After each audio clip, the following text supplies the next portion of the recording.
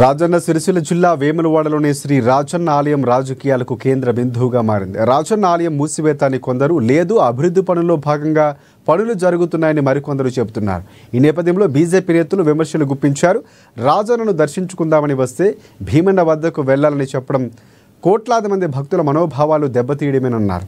పట్టణ అధ్యక్షుడు రాపల్లి శ్రీధర్ ఇక రాష్ట్ర ప్రభుత్వ చర్యల వల్ల రాజన్నను తమకు దూరం చేస్తారా అనే ఆవేదనతో భక్తులంతా రగిలిపోతున్నారని చెప్పారు. దర్శన భాగ్యం లేకుండా చేస్తే ఆలయ శక్తి తగ్గుతుందని ఆందోళనతో భక్తులు తలడిల్లిపోతున్నారని కూడా తెలిపారు.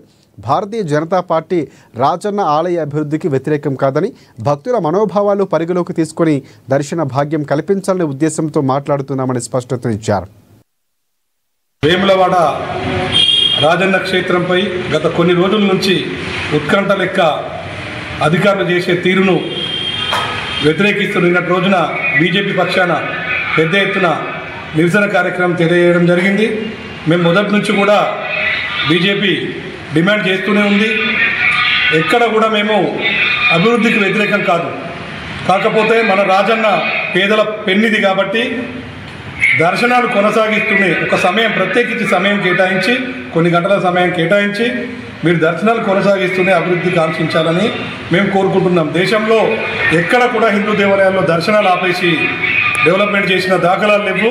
ప్రతి చోట కూడా దర్శనాలు ఉన్నాయి. మరి ఇక్కడ ప్రత్యేకించి మీ ఉద్దేశం ఏందో ప్రజలకు అర్థం కావడం లేదు. అయోమయంలో ఉంటుర్రు.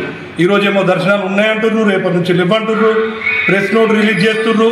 ఈ గందరగోళాన్ని సృష్టించకుండా మీరు ప్రజలకు అందరికి కూడా ఒక సమయం, నిర్దిష్టమైన సమయం అభిషేక ప్రియునికి కేటాయించి దర్శనాలు